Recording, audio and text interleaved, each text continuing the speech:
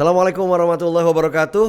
Lagi mau siap-siap presentasi, lagi mau siap-siap ngomong di hadapan ratusan orang, lagi mau meyakinkan board of directors. Wah, ini harus disimak, penting banget. 10 poin kunci dalam public speaking buat yang sering bicara ataupun yang sering presentasi.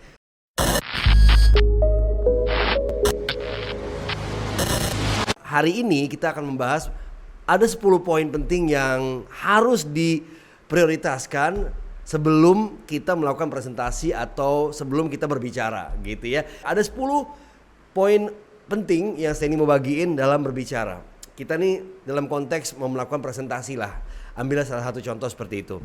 Ya, kita sadar bahwa public speaking ini memang satu ilmu yang gampang-gampang susah ya. Gampang sih, tapi kalau kita udah ngelakuinnya sendiri semuanya jadi berubah. Belum lagi problem-problem yang sering terjadi.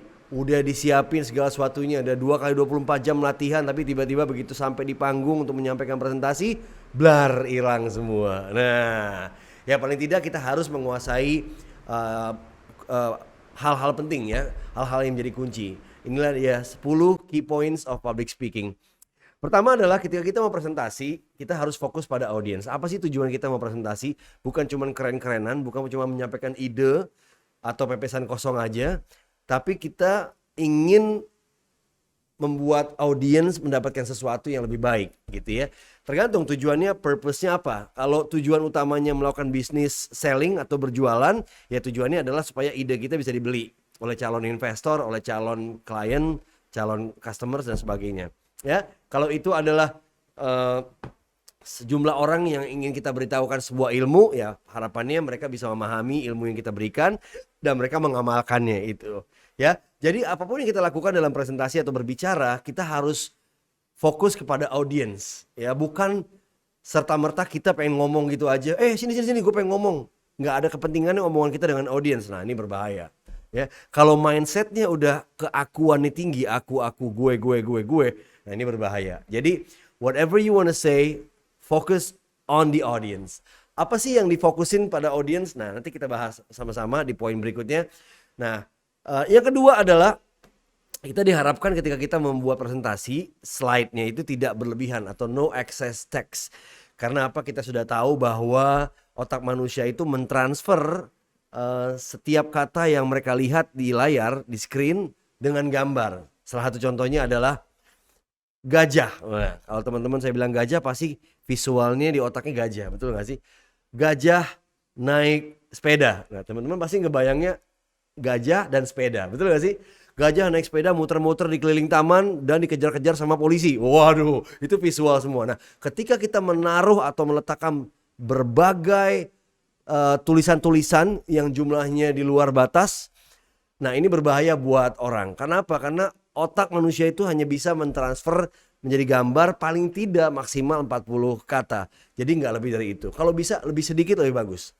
Kayak yang satu ini. Cuma tulisan no excess text di sebelah kiri, sebelah kanan adalah gambar verboten. Nah, gambar atau visual image itu harus relate sama apa yang teman-teman mau sampaikan gitu ya. Ini penting banget. Jadi pastiin slide-nya teman-teman itu matching power image-nya sama pesannya yang mau disampaikan gitu. Oke?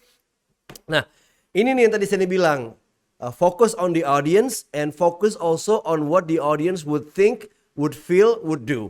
Jadi kita nggak mungkin kita cuma ngomong presentasi tapi tanpa ada satu impact yang terjadi, tanpa satu efek positif yang terjadi.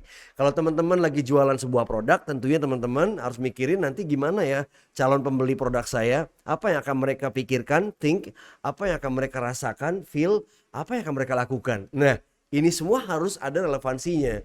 Ya, nggak cuma sekedar ngasih tahu ini misalnya jual obat keren, tapi nggak ada efeknya, ini berbahaya gitu. Jadi kita harus pikirin what the audience would think, would feel, would do. Ya. Nah, kalau teman-teman mungkin contoh lain, teman-teman ingin menyampaikan sebuah gagasan atau ide bisnis di hadapan manajemen. Nah, bayangin kalau saya ngomong ide ini, kira-kira apa yang akan mereka pikirin ya? Kedua, kalau saya ngomongin ide ini, presentasi ide ini, apa yang akan manajemen rasakan nanti ya? Ketiga, ketika saya ngomongin ide ini, apa yang akan mereka lakukan ya? Nah, itu semua harus disusun dalam strategi pra-produksi atau pre-production, enggak pada saat lagi presentasi dipikirinnya gitu ya. Karena ini menentukan nanti bagaimana metodologinya, bagaimana strateginya, bagaimana cara openingnya, bagaimana meraih perhatiannya atau attention grab, sampai ke eksekusi di tengahnya, sampai ke call to actionnya gitu ya. So whatever you want to present, make sure that you would considerate what the audience would think, would feel, and would do gitu ya. Oke, punya pertanyaan? Disimpan dulu pertanyaannya. Kita lanjut. Nah, ini juga rehearse, rehearse, rehearse. Kenapa sih ada 3 kali kata latihan, latihan, latihan, rehearse, rehearse, rehearse? There's an English proverb saying that practice makes perfect. Ini memang terdengar klise, tapi nggak ada lain. Orang yang keren presentasi, orang yang keren berbicara di depan umum, di depan kamera, di depan publik, itu adalah orang yang sudah menempuh ratusan jam, belasan jam, ribuan jam sebelumnya. Bahkan orang penulis terkenal bernama Malcolm Gladwell bilang seseorang itu dibilang expert atau ahli jika dia telah melewati 10.000 jam terbang.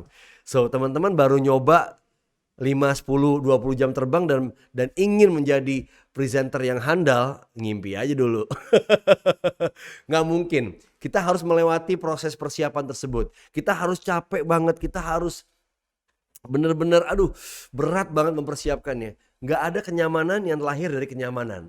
Kenyamanan itu adanya dari usaha, kerja keras, keringat, wah segala macem lah. Kalau teman-teman ngerasa capek mempersiapkan presentasi, berat banget, kok salah terus. Nah teman-teman udah di jalur yang tepat.